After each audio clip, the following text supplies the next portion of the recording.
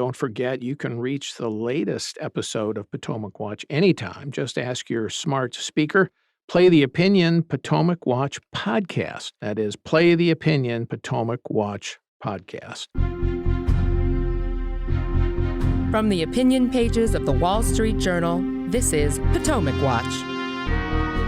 Welcome back. I'm Paul Gigot with Kim Strassel and Bill McGurn. Now, let's talk a little bit about what we expect to happen. Matt Gaetz says he's going to provide a motion to vacate the chair. That can pass with a simple majority. But first, before that happens, some of the allies of Speaker McCarthy may offer a motion to table the Gaetz motion. And if that passes, then the Gaetz effort will fail, at least that time. The question is, who has the votes? And who is going to vote for the Gaetz motion or a McCarthy effort to table that effort? The Democrats face a decision, both collectively under their leadership, Hakeem Jeffries, and perhaps if they're given the leeway to do so by the leadership, some individual Democrats who may feel that they're better off with McCarthy in the chair than with the chaos that might prevail without it. Kim, it seems to me that Gaetz probably has enough Republicans, at least as of now, to oust McCarthy without Democratic votes. Of course, Gaetz himself will be relying on Democratic votes if they all unite against McCarthy. So his jibe that McCarthy is a speaker for the Democrats falls flat. But interesting choice facing Hakeem Jeffries and some of these Democrats. Yeah, that's right. Look, I think the vast majority of the Republican conference has looked with a great deal of skepticism on Matt Gaetz and have not been thrilled to see the antics of the last week. So he isn't going to get like a vast number of Republicans, but there's enough, certainly a handful of them that they could probably win it with Republican votes alone. The question for the Democrats, I think, are a couple. One, like you said, are they better off with Speaker McCarthy than they are with chaos? Or are they better off with Speaker McCarthy than potentially a more hardline Republican who could potentially come in to lead the caucus? I find that difficult. I think if they're left without McCarthy, that 15 speaker votes may seem like a small thing in order to get the next leader. But these are all the choices that are facing Democrats. Now, Catherine Clark, who is the minority whip for the Democratic Party, said that if that motion is filed, the Gaetz motion, and it looks as though it's moving ahead, they will have a conference-wide discussion about what to do. There's a couple of things, by the way, too. It might not be as straightforward as, are you going to vote for McCarthy or are you not?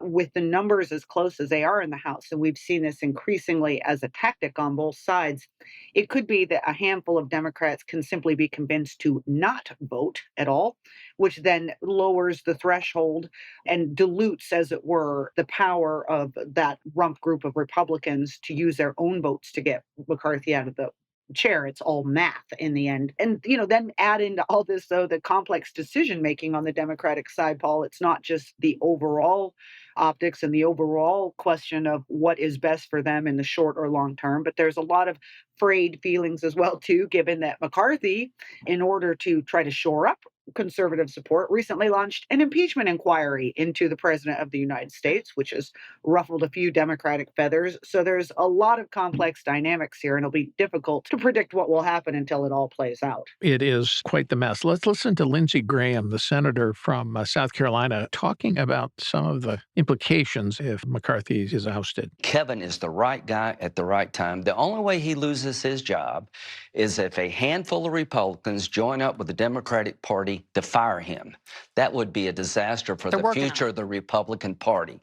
That's not going to happen. Kevin has the overwhelming confidence of his membership. He worked to avoid a shutdown. He will help Ukraine, but he's telling everybody in the country, including me, you better send something over for the border for me to help Ukraine, and he's right to make that demand. There's one vote for McCarthy, Bill. Too bad he's not in the House. You'll take what you get, Paul.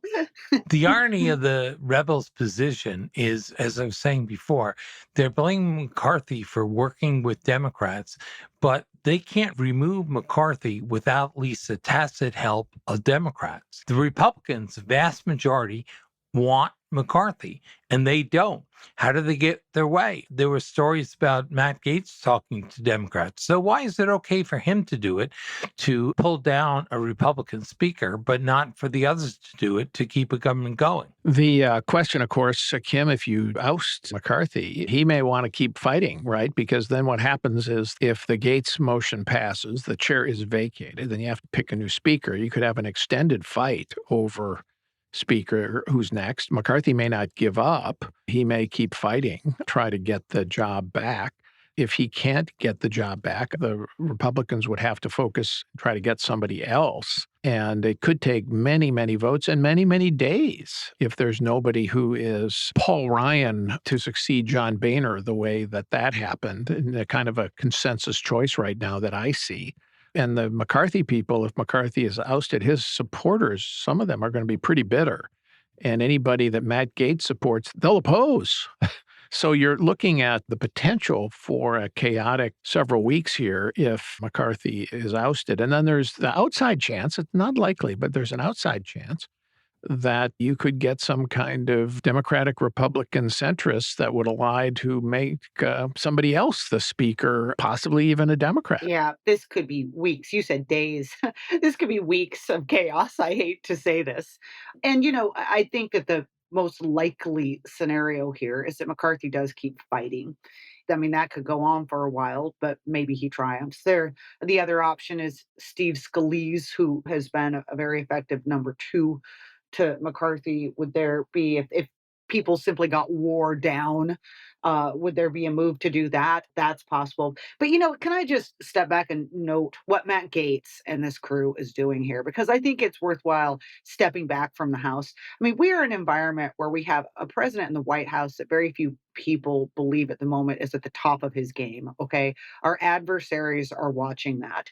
We have markets that are spooked just given the levels of debt and uncertainty about governance and whether or not Congress is going to go into shutdown. We have millions of people who depend on government funding who are in kind of limbo at the moment, wondering, yes, we now have another 45 days, but what happens at that point? We kicked the can, right?